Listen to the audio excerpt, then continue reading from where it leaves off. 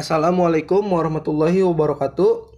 Nama saya Nesya Amanda Zanira dari Prodi PJKR Universitas Singapura Bangsa Karawang. Di sini saya akan melanjutkan materi dari bab 7 yaitu pengelolaan tenaga kependidikan. Poin 6. Mengatur atau memanage tenaga kependidikan. Manajemen merupakan seni yang harus dimainkan oleh seorang pimpinan organisasi atau kepala sekolah secara piawai, karena objeknya adalah manusia atau sumber daya manusia yang memiliki karakteristik yang berbeda-beda antara satu dengan yang lainnya. Dan seorang manajer atau kepala sekolah harus mampu membaca potensi-potensi yang dimiliki setiap anggotanya untuk ditempatkan di posisi dan bagian yang sesuai dengan kualifikasi dan keahliannya masing-masing. Kemampuan memimpin seorang kepala sekolah sangat mempengaruhi keberhasilan dalam mencapai tujuan yang diinginkan. Perilaku juga dapat meningkatkan kinerja, motivasi, dan semangat orang-orang yang dipimpinnya dengan menunjukkan rasa bersahabat, dekat, dan penuh pertimbangan. Manajemen tenaga kependidikan atau guru dan pegawai mutlak harus diterapkan oleh kepala sekolah agar dapat mendayagunakan tenaga kependidikan secara efektif dan efisien untuk mencapai hasil yang optimal. Manajemen tenaga kependidikan atau guru dan personalia mencakup yaitu ada 6. Yang pertama, perencanaan pegawai. Perencanaan merupakan salah satu fungsi dari manajemen yang tidak boleh ditinggalkan. Bisa dikatakan bahwa perencanaan dalam pendidikan merupakan praktik yang terjadi sepanjang waktu. Hal ini dimaksud untuk menentukan kebutuhan pegawai, baik itu secara kuantitas atau secara kualitas, yang akan ditempatkan pada posisi-posisi yang dibutuhkan sekarang dan masa yang akan datang. Salah satu metode dalam perencanaan pendidikan yang dapat digunakan adalah metode proyeksi. Proyeksi adalah suatu aktivitas memperkirakan suatu kondisi di masa depan berdasarkan data dan informasi di masa lampau dan masa kini. 2. Pengadaan pegawai. Setelah merencanakan kebutuhan pegawai, baik secara kuantitas dan kualitas, barulah kepala sekolah melakukan rekrutmen untuk mendapatkan calon-calon tenaga kependidikan dengan cara mengumumkannya di media-media elektronik dan cetak. Setelah banyak pelamar yang mendaftarkan diri mereka, kepala sekolah harus melakukan penyaringan atau seleksi calon-calon tenaga kependidikan melalui tes tulis, lisan, dan praktek agar mendapat tenaga-tenaga kependidikan yang handal sesuai dengan klasifikasi dan kualifikasi yang dibutuhkan.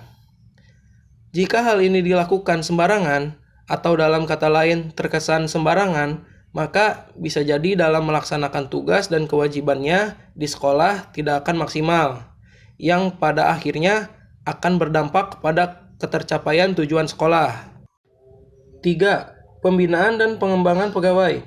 Kegiatan ini sangat perlu dilakukan bagi kepala sekolah apabila di perjalanan karir dan masa tugas para tenaga pendidik dan kependidikan tersebut mengalami kemunduran dan melemahnya kinerja mereka yang mengakibatkan pada buruknya kualitas kerja mereka. Untuk mengembalikan kualitas dan motivasi kerja mereka, kepala sekolah harus melakukan pembinaan yang intensif dan evaluasi kerja secara mendalam. Caranya adalah dengan mengadakan pelatihan-pelatihan dan seminar tentang wawasan kerja dan keahlian. Kepala sekolah juga harus tahu penyebab dasar melemahnya motivasi dan kinerja mereka agar nantinya kepala sekolah mampu mengembalikan langkah bentuk pembinaan atau pelatihan apa yang cocok diberikan kepada mereka agar kembali optimal dan dapat melaksanakan semua tugas maupun kewajiban mereka. Jangan sampai kepala sekolah menutup mata dalam kasus ini. Apabila ini terjadi dalam jangka yang lama, bukan hanya kondisi dan lingkungan kerja sekolah yang tidak kondusif, tapi bisa jadi proses belajar mengajar di kelas juga akan berdampak parah yang pada akhirnya mutu dan kualitas sekolah menjadi harga yang harus dibayar mahal oleh sekolah. 4. Promosi dan mutasi. Seiring dengan berjalannya waktu, maka seorang kepala sekolah harus sudah mengantongi potensi dan kelemahan para pegawainya agar dapat melakukan peningkatan pangkat, jabatan, atau statusnya bagi mereka yang memiliki kualitas terbaik dan kinerja yang memuaskan. Namun bagi mereka yang terkesan malas, tidak produktif, dan tidak mampu menjalani tugas dengan baik, maka kepala sekolah dapat melakukan rotasi jabatan atau mutasi demi mendapatkan penyegaran dan penyesuaian. Khusus untuk promosi kenaikan status guru atau pegawai harus sangat diperhatikan, apalagi bagi guru yang sudah bekerja cukup lama, maka kepala sekolah harus cepat mengambil keputusan kenaikan apa yang pantas diterima guru tersebut. Hal yang paling awal mungkin guru dapat melakukan penaikan gaji misalnya, atau dengan kenaikan status dari guru tidak tetap menjadi guru tetap, atau memfasilitasi guru tersebut untuk melakukan pengurusan sertifikat. Promosi-promosi jabatan dan status ini sangat besar dampaknya bagi guru dan pegawai yang bersangkutan agar ini menjadikan mereka merasa dihormati dan dihargai keberadaan mereka di sekolah.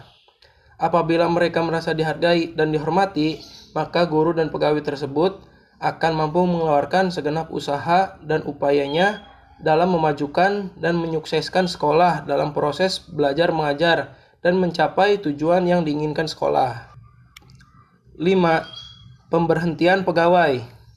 Yang dimaksud dengan hal ini adalah pencopotan atau pelepasan seorang dari tugas dan tanggung jawabnya yang diputuskan oleh pimpinan atau kepala sekolah karena hal dan sebab tertentu. Apabila seorang pegawai yang sudah tidak mampu lagi menjalankan tugas dan tanggung jawabnya sebaik dan semaksimal mungkin, maka kepala sekolah harus bisa mengambil tindakan tegas dengan memberhentikannya dengan syarat sudah menjalani pertimbangan yang matang dan mendalam terhadap kasus yang berjalan. 6. Penghargaan atau kompensasi.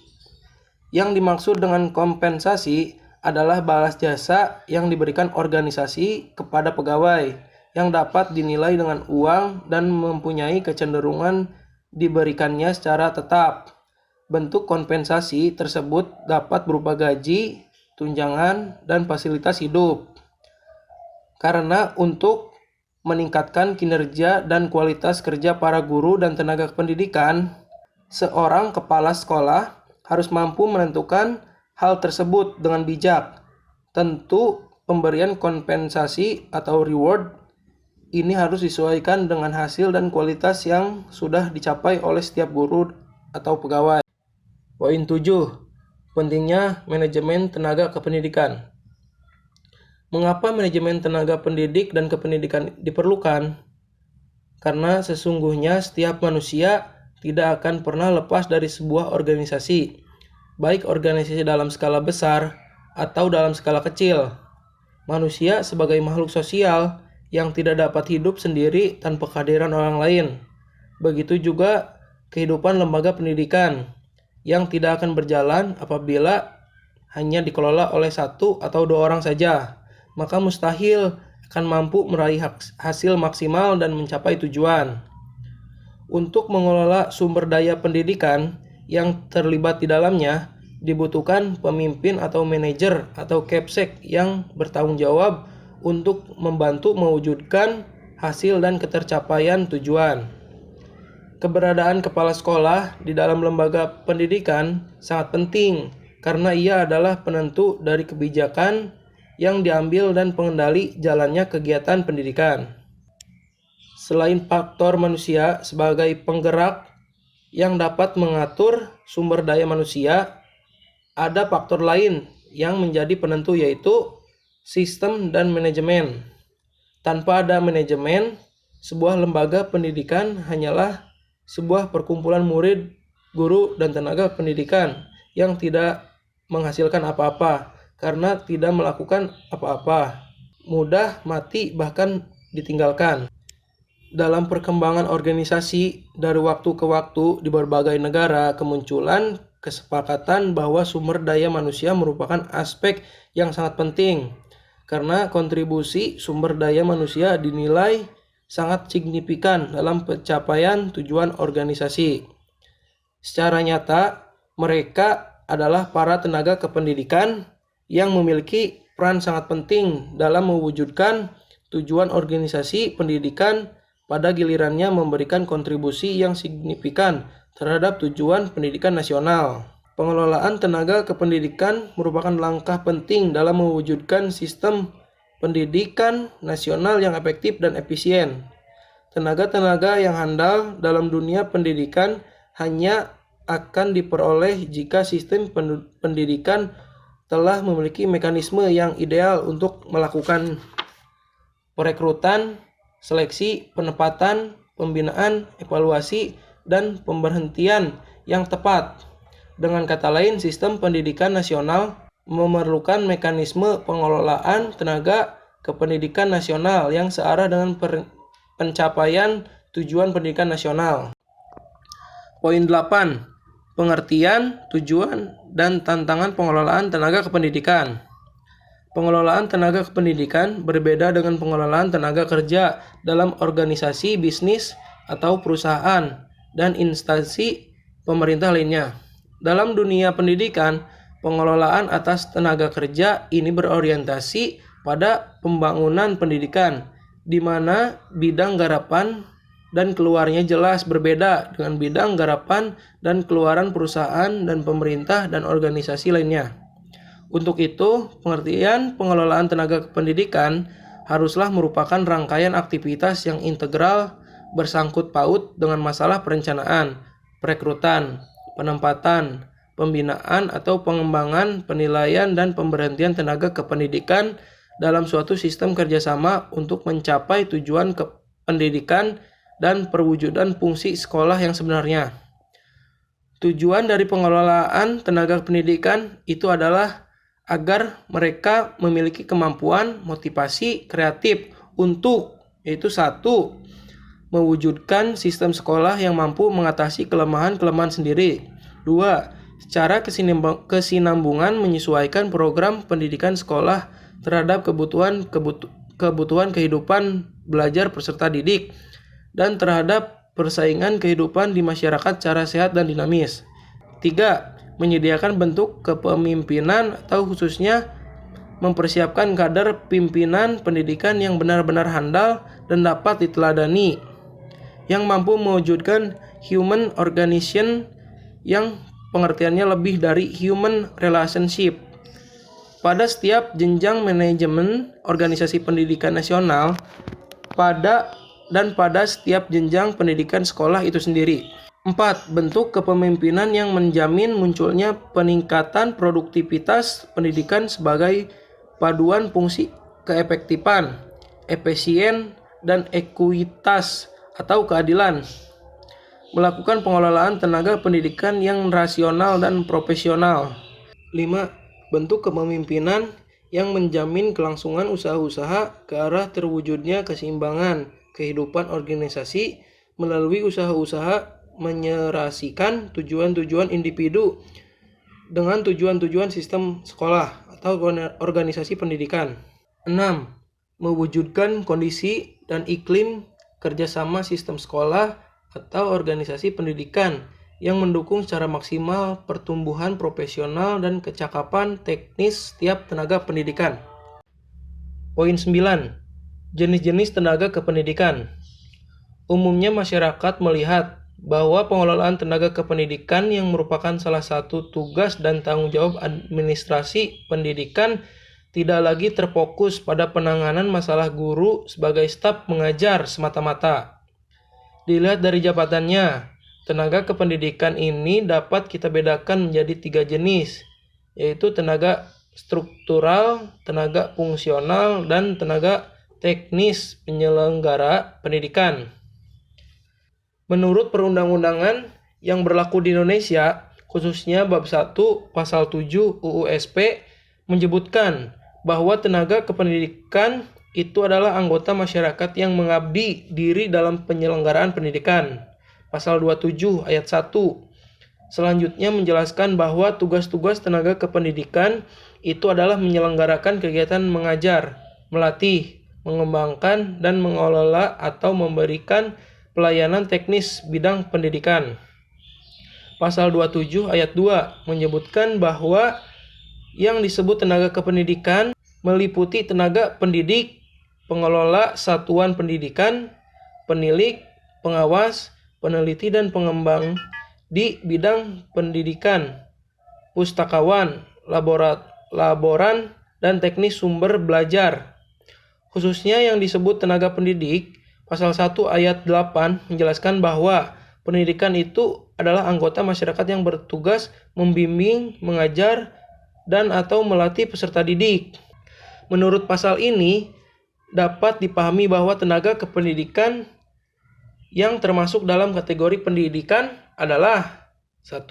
Tenaga pengajar yang tugas utamanya mengajar, yang pada jenjang pendidikan dasar dan menengah disebut guru dan jenjang pendidikan tinggi disebut dosen. Tenaga pembimbing yang dikenal pula di sekolah sebagai penyuluh pendidikan atau dewasa ini lebih tepat disebut guru BP atau bimbingan penyuluhan. 3. Tenaga pelatih yang oleh sebagai pihak ditempatkan sebagai teknisi sebagai pelatih olahraga, kesenian, dan keterampilan. Poin 10. Dimensi kegiatan pengelolaan tenaga kependidikan. Untuk mencapai tujuan-tujuan pengelolaan tenaga kependidikan sekaligus berusaha menghadapi berbagai tantangan yang ada, dituntut terselenggaranya berbagai kegiatan yang jelas sebagai satu kesatuan fungsi yang integral. Artinya, tujuan-tujuan itu pada dasarnya diimplementasikan melalui penyelenggaraan dimensi kegiatan yang sejalan dengan fungsi manajemen sumber daya manusia, yaitu 1. Perencanaan tenaga kependidikan. Perencanaan tenaga kependidikan merupakan suatu proses yang sistematis dan rasional untuk memberikan jaminan bahwa penetapan jumlah dan kualitas tenaga kependidikan dalam berbagai informasi dan dalam jangka waktu tertentu benar-benar representatif dapat menuntaskan tugas-tugas organisasi pendidikan. 2. Perekrutan tenaga kependidikan. Perekrutan atau penarikan tenaga kependidikan merupakan usaha-usaha yang dilakukan untuk memperoleh tenaga kependidikan yang dibutuhkan untuk mengisi jabatan-jabatan tertentu yang masih kosong. Terdapat beberapa langkah penting dalam proses perekrutan sebagai kelanjutan perencanaan tenaga kependidikan ini. Untuk setiap langkah tentu saja secara nyata akan selalu berhubungan dengan keefektifan penyeleksian yang diselenggarakan. 1. Penyebarluaskan pengumuman tentang kebutuhan tenaga kependidikan dalam berbagai jenis dan kualifikasinya sebagai proses perencanaan yang telah ditetapkan. 2. Membuka pendaftaran bagi pelamar atau sesuai dengan persyaratan-persyaratan yang ditetapkan, baik persyaratan-persyaratan administrasi maupun persyaratan-persyaratan akademis. 3. Menyelenggarakan pengujian berdasarkan standar seleksi dan dengan menggunakan teknik-teknik seleksi atau cara-cara tertentu yang dibutuhkan. Standar seleksi misalnya umur, kesehatan fisik, pendidikan, pengalaman, tujuan-tujuan, pengetahuan umum, keterampilan komunikasi, motivasi, minat, sikap dan nilai-nilai, kesehatan mental, kepantasan bekerja dunia pendidikan, dan faktor-faktor lain yang diterapkan penguasa. 3. Menetapkan calon yang dapat diterima. Penetapan atas calon-calon yang diterima ini dapat diputuskan oleh atasan langsung atau oleh bagian personalia atau kepegawaian. Keputusan ini merupakan akhir dari kegiatan penyelenggara seleksi. Penugasan merupakan tindakan pemberian tugas tanggung jawab kepada seorang tenaga pendidik sesuai dengan kemampuannya, yaitu kemampuan dalam melaksanakan pekerjaan dengan mutu yang paling diharapkan. Karena itu, suatu prinsip menyatakan the right man on the right job, yang artinya orang yang tepat untuk pekerjaan yang tepat. 4. Perencanaan atau pengembangan tenaga kependidikan. Pembinaan atau pengembangan tenaga kependidikan merupakan usaha mendayagunakan, memajukan, dan meningkatkan produktivitas kerja setiap tenaga kependidikan.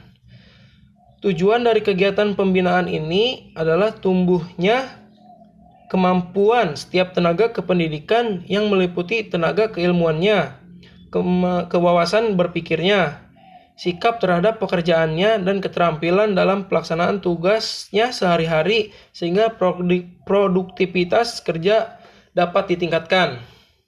Terdapat beberapa prinsip penyelenggara pembinaan tenaga kependidikan, yaitu 1. Pembinaan tenaga kependidikan patut dilakukan untuk semua jenis tenaga kependidikan, baik untuk tenaga struktural, tenaga fungsional, maupun tenaga teknis penyelenggara kependidikan. 2. Pembinaan tenaga kependidikan berorientasi pada kebutuhan tingkah laku dalam rangka peningkatan kemampuan profesionalnya atau teknis untuk pelaksanaan tugas sehari-hari sesuai dengan profesinya masing-masing.